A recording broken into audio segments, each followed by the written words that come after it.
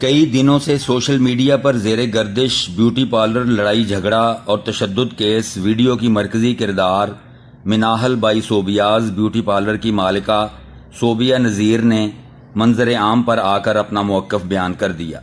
अपनी रिहाइश गाह पर मीडिया कॉन्फ्रेंस से खिताब करते हुए सोबिया नज़ीर का कहना था कि शबाना उर्फ बानो के साथ 6 लाख रुपए के लेन देन का तनाज़ा था और उसके बुलाने पर ही वो उसके ब्यूटी पार्लर पर गई थी, जहां उन पर बदतरीन तशद्दुद किया गया।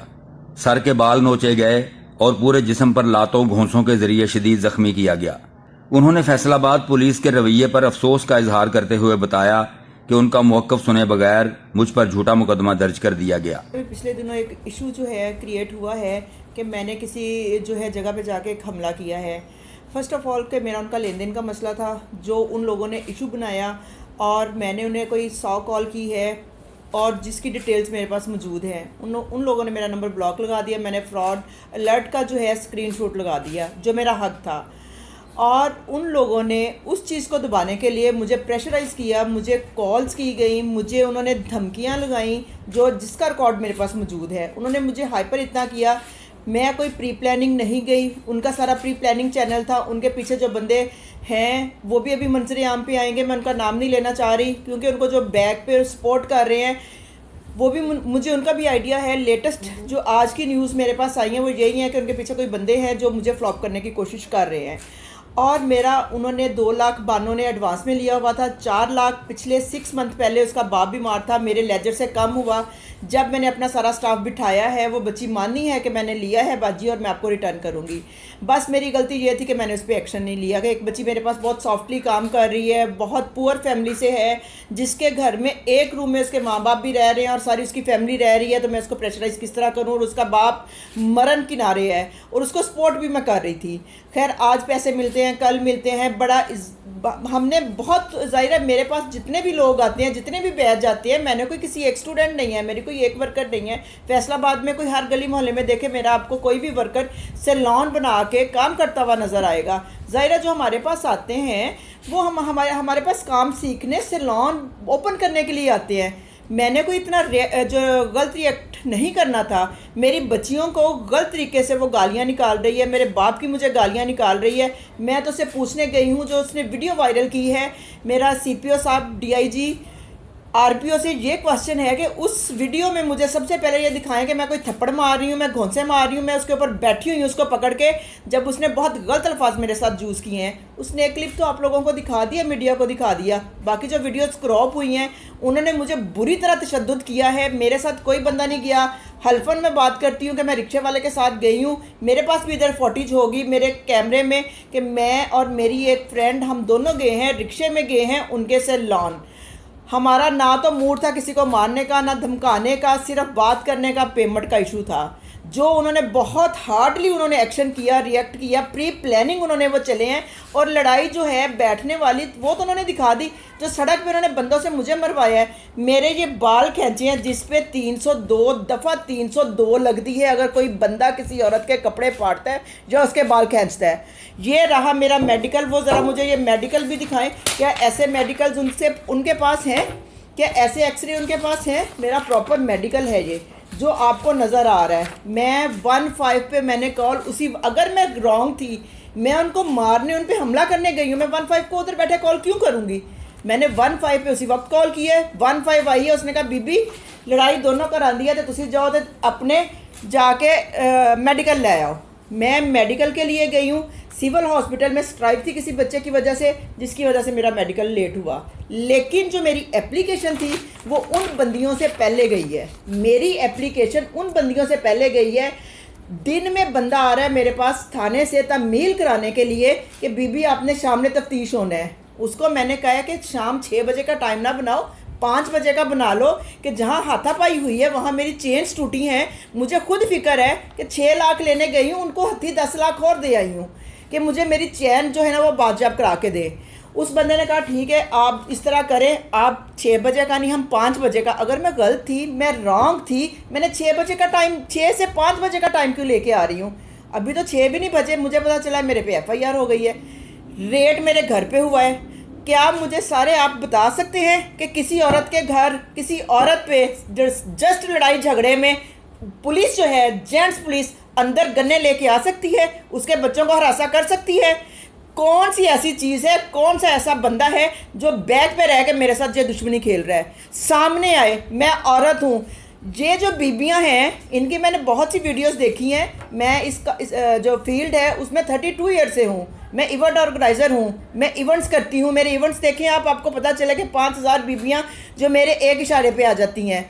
और इनसे पूछें कि ये एक लेस्बियन बच्ची है जिसने एक मर्दों वाला रूप धारा हुआ है, कि आप में से, मेरे में से कोई चाहेगा कि कोई बच्ची उसके पार्लर जाए, किसी को वो हाथ लगाए जिसके जेंडर का ही नहीं पता कि वो क्या है क्या नहीं?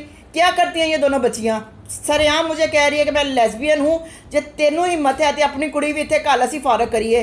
तो एक माँ जो है लड़ने वो गई थी। मुझे इंसाफ चाहिए, सीपीओ से, आरपीओ से, आईजी से। इनका पर्चा हो गया, मेरा पर्चा क्यों नहीं हुआ? मैं दिखाती हूँ कि मुझे उस दिन क्या क्या चोटें आई हैं। मुझे मर्दों ने टांगों से मारा है, बाहर लटा के सड़क पे मेरे कपड़े फाड़े गए हैं। वो वीडियोस मुझे चाहिए इन लोगों से। इन्होंने वो वीडियो क्रॉप्स की हैं जो मैं 3 न्यूज़ चैनल्स को दे चुकी हूँ कि भाइयों ये बताओ, आप लोग तो ये काम करते हो, क्या ये वीडियो क्रॉप है? उन्होंने बोला बाजी वीडियो वाकई क्रॉप है। तो मैंने कहा फिर आप लोगों ने तस्वीर का एक रूप क्यों दिखाया? आप लोगों ने मेरी इज्जत नफ्स पे क्यों उंगली उठाई? मैं तो फिर सब पे हद के इज्जत का दावा करूंगी कि कोई कह रहा है कि जो ये बीबी जिस्म फरोशी का काम करती है, कोई एक बंदा आकर साबित करे कि मैंने कोई ऐसा काम किया हो। मैं अपने आप को खुद जो है फंदा दे दूंगी या पेट्रोल डाल के आग लगा दूंगी अगर मैंने किसी की बच्ची को गलत राह पे लगाया हो। और ये बीबियाँ आगे चैलेंज मुझे करें कि हमने जो है 2 बीबियों के अलावा तीसरा क्लाइंट ही हमारे इधर कोई नहीं घुसता हमारे करैक्टर की वजह से। तो क्या मैं इन लोगों से जेलस होना? मुझे ज़रूरत मेरे पैसों की है, मुझे ज़रूरत मेरे चेन्स की है जो मेरी उधर टूट के गिरी हैं। मुझे मेरी चेन्स दी जाए वापस, मुझे मेरे पैसे दिए जाए, मुझे इंसाफ दिया जाए। जो इन लोगों ने मुझे मारा है, मुझे वो बंदे चाहिए 3 जिन्होंने वीडियो भी बनाई है मेरी। मुझे उन बंदों से वो वीडियो चाहिए, मुझे उन पुलिस वालों से वो वीडियो चाहिए जो इधर आके मेरी बच्चियों की वीडियो बना के लेके गए हैं, घर में घुस के वीडियो बना के लेके गए हैं। कहाँ है इंसाफ? कहाँ है सीपीओ साहब? कहाँ है आरपीओ साहब? कि वो एक बंदी के कहने पे तो उन्होंने एक तस्वीर का एक रुख देखा, उन्होंने पूरी कवरेज क्यों नहीं देखी? उन्होंने पूरी वीडियो क्यों नहीं देखी? उन्होंने ये क्यों नहीं देखा कि एक औरत जो है शबाना उर्फ बानो इधर चौराहे पे आ जाए, एक निशान नाखून का मेरा दिखा दे, तो मैं, आप लोग मुझे सीपीओ साहब हिट भी करेंगे तो मैं कत्ल माफ़ कर दूंगी। लेकिन मुझे जितनी चोटें आई हैं मैं सारे मीडिया में दिखाती हूँ कि इसका जिम्मेदार कौन है। कि उन बीबियों ने जहाँ पे वो वीडियो दिखा रही हैं 5 बंदे कौन हैं? वो बंदे मेरे नहीं हैं, वो बंदे उन लोगों के हैं। वो बंदे कहाँ पे गए? वो मंजर आम के सामने क्यों नहीं आए? इन्होंने उनको क्यों नहीं लेके आएंगे बीबियाँ उन बंदों को सामने? सिर्फ हाईलाइट उस गिरेबान से खींच के सोफे पे लाने तक को क्यों किया गया? उसके बाद जो थी वीडियो वो कहाँ पे गई? उस वीडियो का क्रॉप जो है मैं आप लोगों को सेंड करती हूँ। आप मेरे भाई हैं, मेरी भी इज्जत है इस ज़माने में। 32 ईयर से मैंने अपना कैरियर बनाया है। 10 दिन हो गए मैं सोई नहीं, मैं जो है स्लीपिंग पिल्स ले रही हूँ। मेरी मौत का जिम्मेदार सीपीओ साहब, आरपीओ या डीआईजी होगा जिसने एक्शन जो है एक 3rd क्लास बंदी के कहने पे लिया है।